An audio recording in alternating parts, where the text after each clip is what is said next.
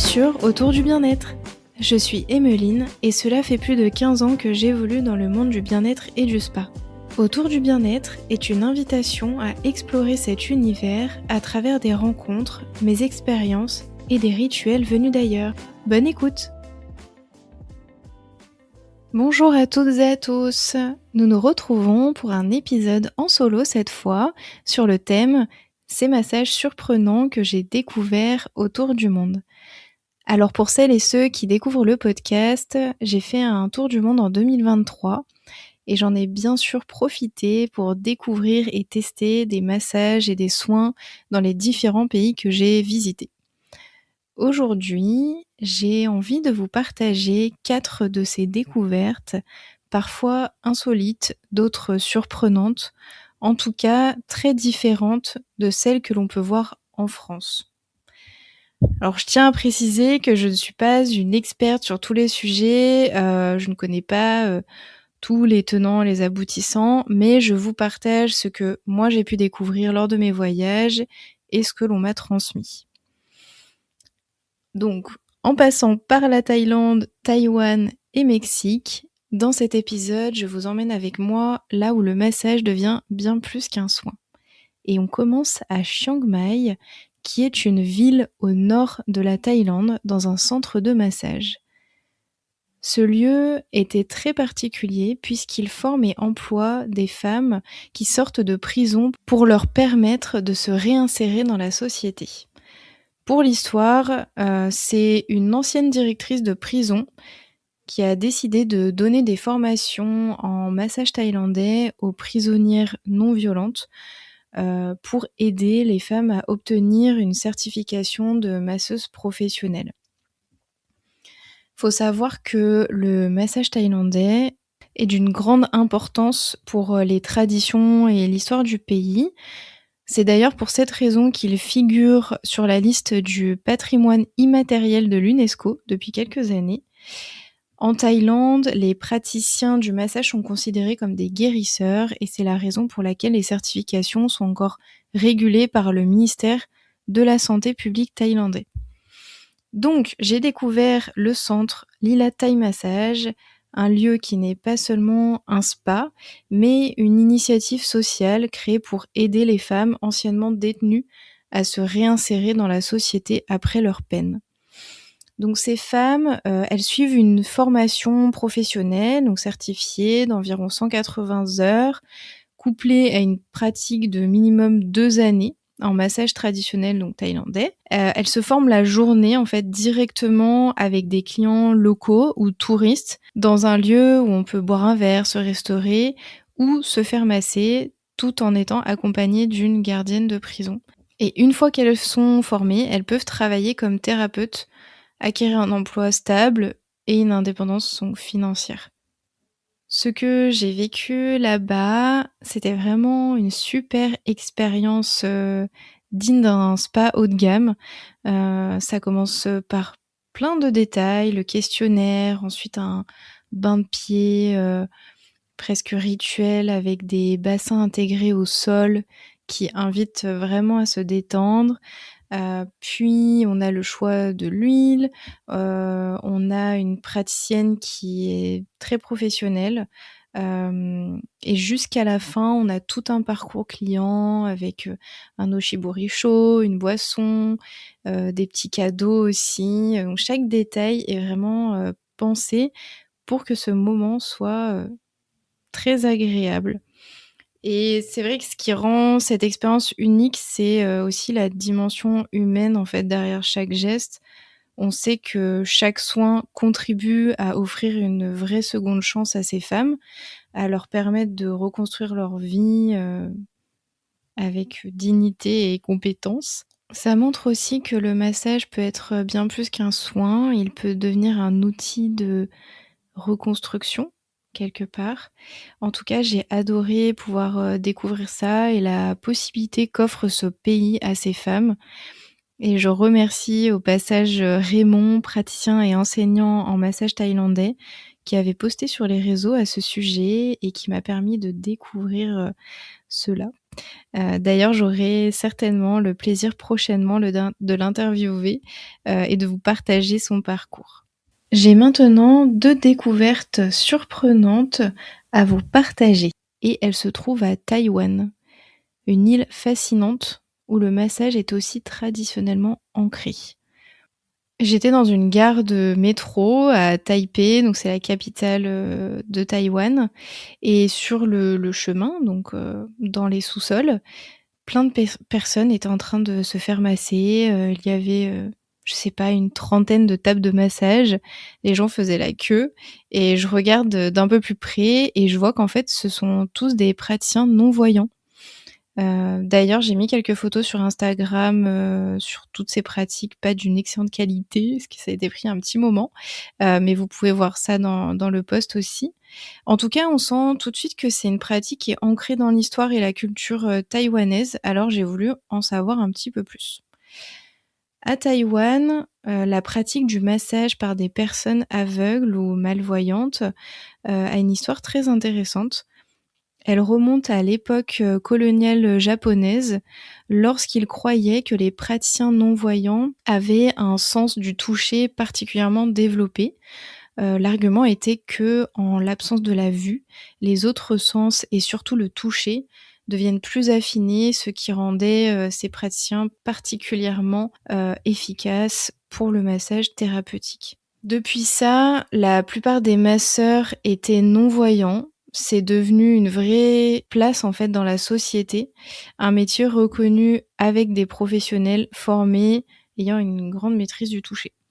À tel point qu'en 1997, une loi importante a été, établie et a formalisé, en fait, cette situation où seules les personnes aveugles pouvaient obtenir la licence officielle de masseur traditionnel, garantissant du coup à cette population une opportunité d'emploi stable et une profession respectable. Les masseurs voyants pouvaient toujours masser, mais dans d'autres contextes, pas sous cette licence traditionnelle reconnue. 11 ans plus tard, cette loi a été contestée en 2008, où la Cour de Taïwan a déclaré comme inconstitutionnelle et discriminante envers les personnes voyantes. Aujourd'hui, même si la loi ne réserve plus la profession aux personnes non-voyantes, ça reste quand même assez ancré dans la culture taïwanaise et on peut retrouver des centres de massage ou comme j'ai vu aussi dans les stations de métro, gares, etc. Ce qui est intéressant, c'est que cette pratique, elle représente un mariage entre la culture, l'histoire et l'inclusion sociale finalement. Et si Taïwan est connu pour cela, il existe aussi une autre tradition locale beaucoup plus inattendue, le massage au couteau, appelé Dao Liao. Quand on voit ça pour la première fois, c'est assez déstabilisant, mais c'est une pratique très sérieuse. Je vous explique. Cette pratique donc est très ancienne, elle remonte à plus de 2000 ans. Donc le massage Dao Liao implique de masser avec des couteaux en acier.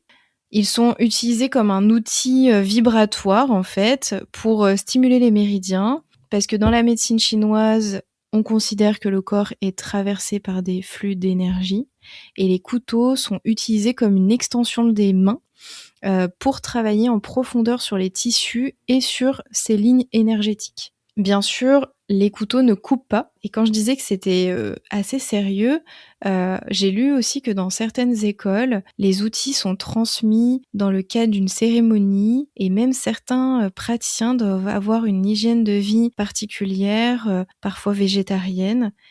C'est vraiment considéré comme des outils sacrés avec, différentes méthodes aussi pour les nettoyer, les énergétiser, comme une philosophie de vie finalement. Les praticiens, formés donc l'utilisent pour atteindre des zones profondes du corps que les mains seules ne peuvent pas toujours atteindre, efficacement. combinant à la fois des percussions, des pressions, avec un rythme alterné et beaucoup d'énergie.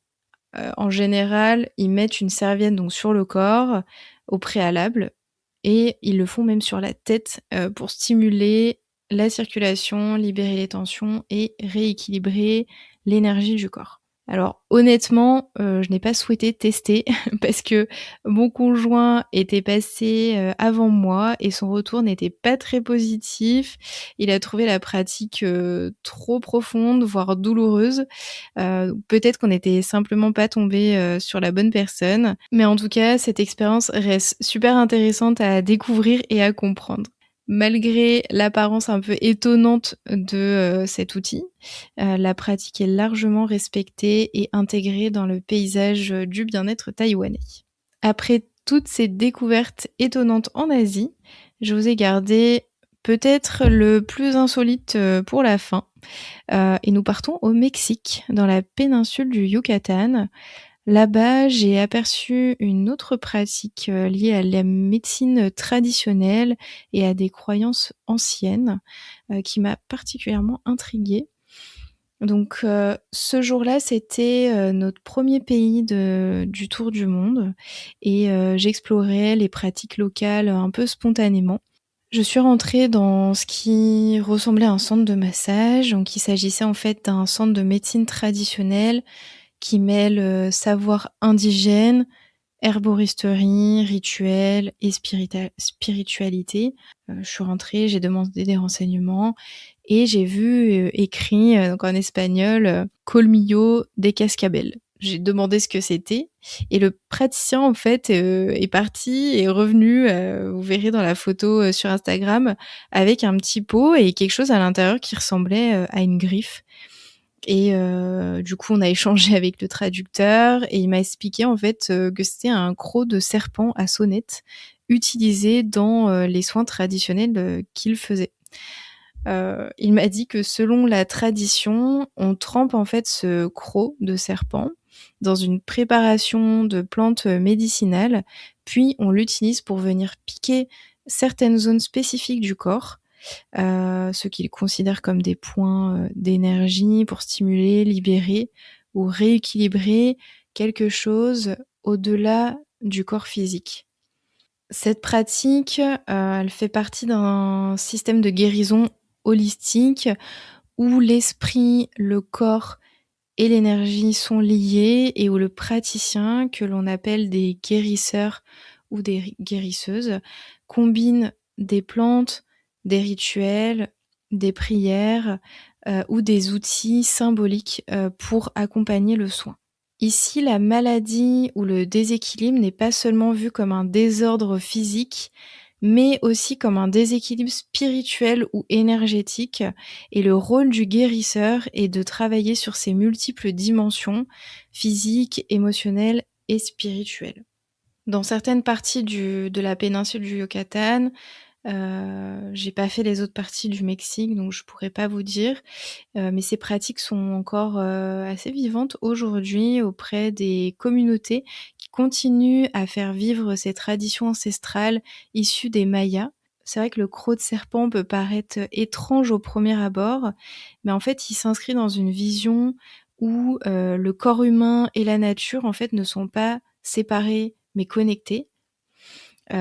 Et l'outil peut symboliser la force du serpent lui-même, un animal qui, dans ces cultures, mésoaméricaines, représente une certaine transformation, guérison, sagesse, comme une connexion finalement entre le monde terrestre et le monde spirituel. Ce que j'ai découvert, du coup, c'est vraiment une rencontre, avec une médecine qui devient une exploration de croyances, de symboles et d'approches très différentes du bien-être. J'ai trouvé ces découvertes aussi surprenantes qu'intéressantes. En Thaïlande, il devient un outil de réinsertion sociale. À Taïwan, il s'inscrit entre tradition et reconnaissance pour les personnes non-voyantes. Et au Mexique, il était lié à la spiritualité et aux pratiques ancestrales. À travers ces découvertes, le massage dépasse le geste technique c'est découvrir que le toucher peut prendre 1000 formes et c'est un miroir de l'histoire, de la société et de la culture qui l'entoure aussi. Alors dites-moi, quelle pratique vous a le plus étonné ou intéressé?